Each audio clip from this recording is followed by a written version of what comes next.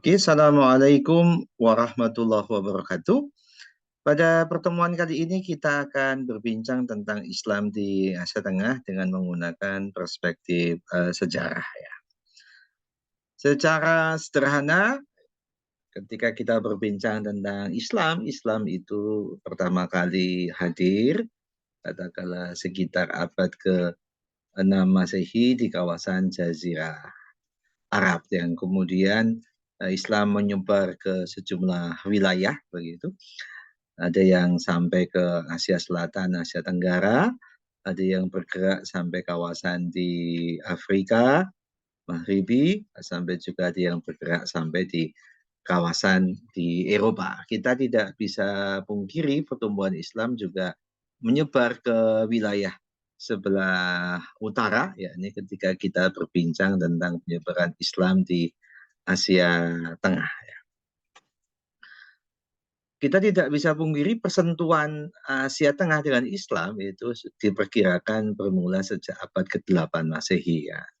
Di beberapa sumber menyebutkan Islam memasuki Asia Tengah melalui jalur Transoceana atau Mawaran Nahar.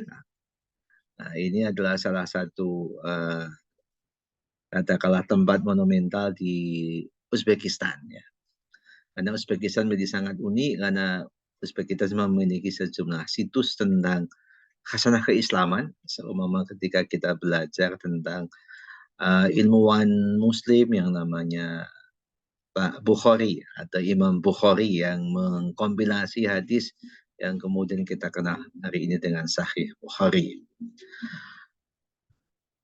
Ada juga sumber yang mengatakan kalau kita belajar dari Pak Philip Hitti, salah seorang orientalis dalam bukunya History of the Arab. Jadi Islam itu mulai masuk ke wilayah di Asia Tengah sampai ke Cina itu sangat terasa sekali di era katakanlah dinasti Umayyah. Umayyah itu sebuah dinasti yang didirikan oleh Muawiyah bin Abi Sufyan yang berpusat di Damaskus setelah peralihan kekuasaan Islam di Madinah. Dari pusat pemerintahnya di Khorasan, Qutaibah ini mengendalikan lebih dari 40.000 pasukan Arab di daerah Basrah dan 7.000 pasukan 7.000 pasukan di Kufah dan juga 7.000 pasukan bayaran. Ini jumlahnya sangat besar di era itu sehingga kemudian Islam itu tersebarkan di dalam waktu yang sangat cepat begitu. Nah, kita tidak bisa pungkiri memang penyebaran Islam di Asia Tengah ini menunjukkan gejala yang unik, berbeda dengan proses penyebaran Islam yang ada di Asia Tenggara ataupun Indonesia, yang lebih banyak menggunakan jalur-jalur katakanlah interaksi sosial normal berupa perdagangan, berupa pendidikan begitu. Tapi kalau kita baca dari tulisannya Pak Philip Hitti ini memang penyebaran Islam di Asia Tengah menggunakan cara-cara perang salah satunya. Nah, sehingga kalau kita merujuk dari karya Majid Khodori tentang perang dan damai dalam Islam, proses penyebaran di Asia Tengah memang banyak menggunakan dengan cara-cara perang, sehingga ketika prosesi sholat Jumat biasanya ada seorang Bilal yang akan memberikan mandat kepada katakanlah khatib untuk memimpin pidato atau memimpin khutbah Jumat. Kalau di masyarakat di Asia Tengah, mandat itu ditunjukkan dalam bentuk pemberian besi begitu. Nah, kalau besi itu menunjukkan bahwasannya dulu proses penguasaan wilayah itu dengan cara perang. Tapi kalau menggunakan kayu, maka proses penyebaran Islam itu dengan cara-cara damai. Ya, kita tidak bisa pungkiri, katakanlah sebelum Islam masuk di Asia Tengah itu menganut sejumlah agama-agama Ardi, seperti agama Buddha, agama Zoroaster, agama penyembah api, Majusi begitu ya, dan juga ada agama Samawi, yakni agama Nasrani. Kita tidak bisa pungkiri datangnya Islam di sana itu pada satu sisi memberikan ya pengharapan yang baik. Pada sisi yang lain memang kemudian ada cerita-cerita yang tidak baik. Ya. Pengharapan yang baik karena Islam akan menjadi penguasa pengganti di tengah katakanlah dominasi, katakanlah kelompok-kelompok dari katakanlah kekaisaran Cina yang memang selama ini dominan di Asia Tengah. Cerita-cerita yang tidak baik mungkin kalau nanti kita mendengar bagaimana proses penguasaan Asia Tengah oleh Timur Leng begitu, salah satu ya nanti penerus generasi mohon maaf generasi dari Mongolia yang kemudian masuk Islam yang nanti akan menyebarkan Islam di Asia Tengah dengan menggunakan cara-cara perang. Jadi kita bisa simpulkan bahwa Islam masuk ke Asia Tengah itu melalui proses penaklukan. Selain itu, Islam juga disebarkan oleh para sufi ya. Kita tidak bisa pungkiri perkembangan Islam di sana juga ada peran sufi. Sehingga kalau kita belajar tentang tarikat katakanlah Naksabandiyah itu pusatnya berasal dari Uzbekistan begitu. Sayang kehadiran bangsa Mongol menjadi mimpi buruk dalam peradaban Islam, termasuk Islam di Asia Tengah. Ya, ini adalah peta tentang Muslim expansion in Central Asia di era dinasti Umayyah. Sehingga gambar hijau ini menunjukkan katakanlah proses katakanlah Islam itu menyebar. Ini dulu Islam berada di pertama kali ada di Madinah ketika Khulafaur Rasyidin, kemudian di era katakanlah Umayyah itu pusatnya di Damaskus, dan kemudian di era Abbasiyah itu pusatnya di Baghdad. Ini Bukhara yang kita sebut tadi, di sini adalah daerah Uzbekistan hari ini. Samarkand ini tempat Imam Bukhari hari ini dimakamkan. Jadi ini proses perluasan Islam di era Umayyah begitu. Kemudian kita tidak bisa pungkiri ketika kita berkunjung ke Asia Tengah, kita bisa menemukan kejayaan. Jadi kejayaan itu bisa ditandai dengan yang namanya monumen-monumen ataupun karya-karya besar. Kalau kita bicara monumen, kita akan menemukan bangunan-bangunan yang sangat tinggi sekali, bangunan-bangunan yang sangat artistik dan sangat modern, yang dibangun di daerah-daerah yang ekstrim begitu.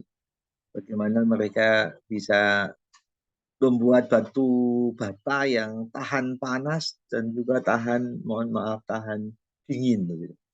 Jadi sebagian besar bangunan-bangunan di Asia Tengah itu berasal dengan menggunakan katakanlah teknologi manusia. Artinya dibuat dengan basis batu bata. Tapi batu bata yang diolah dengan sangat luar biasa sehingga memiliki daya tahan yang luar biasa. Berbeda dengan bangunan-bangunan besar yang ada di Indonesia katakanlah, itu banyak menggunakan katakanlah batu alam, bukan batu bata.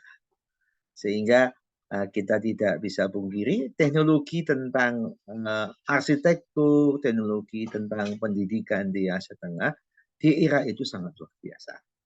Salah satu bukti betapa istimewanya Asia Tengah bagi perkembangan peradaban Islam itu adalah disimpannya sebuah salinan Al-Quran di zaman Khalifah Utsman bin Affan di Tashkent. Jadi saya pernah berkunjung di Uzbekistan, ibu kotanya berada di Tashkent. Saya berkunjung di sana ada museum Al-Quran yang mendokumentasi sejumlah ya peninggalan masa lalu Islam yang sampai hari ini masih dikonservasi, masih dirawat.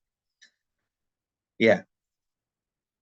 Kemudian kita juga nggak bisa pungkiri sampai abad ke-9 Masehi, Transoxiana menjadi mercusuar peradaban yang bersandingan secara persis dengan Baghdad maupun dengan Kairo, Mesir, maupun dengan Cordoba. Ya.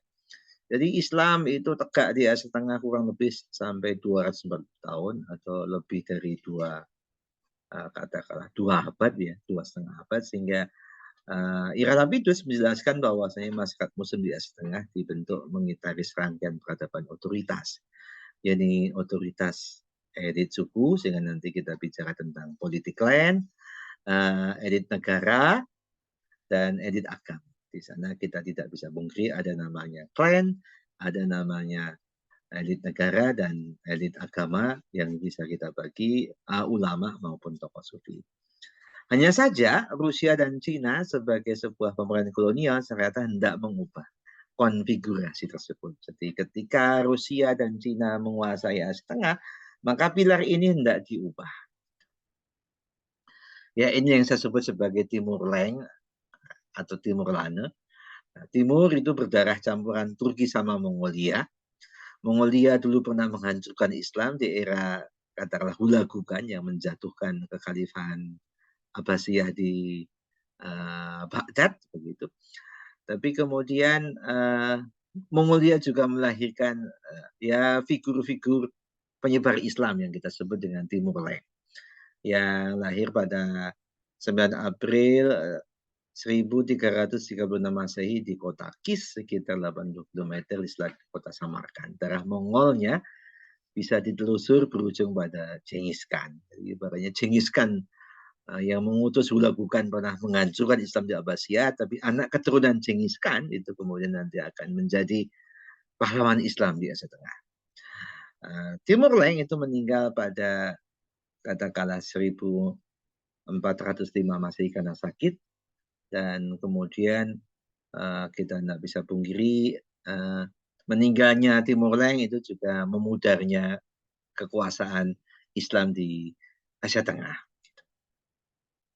Ya, Timur Leng mengawikannya sebagai seorang begal, ya, kita tidak bisa pungkiri sebagai, karena daerah itu daerah sangat ekstrim, maka yang namanya tradisi perompak itu luar biasa. Sehingga jalur sutra ketika itu menjadi jalur yang tidak aman. Sehingga Marco Polo lebih memilih ketika mengunjungi Asia Timur dengan menggunakan jalur laut, tidak menggunakan jalur sutra. Meskipun jalur itu lebih singkat, tetapi harus melewati ya tantangan alam yang sangat ekstrim dan juga ya tantangan-tantangan perompak, atau kalau hari ini tantangan-tantangan piracy yang luar biasa.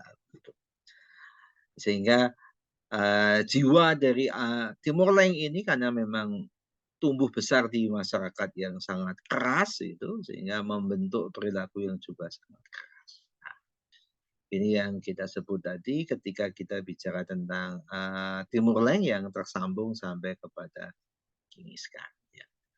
Oke, demikian sahabat semuanya. Mudah-mudahan manfaat. Kita akan bertemu pada periode berikutnya. Billahi taufik wal hidayah. Assalamualaikum warahmatullahi wabarakatuh.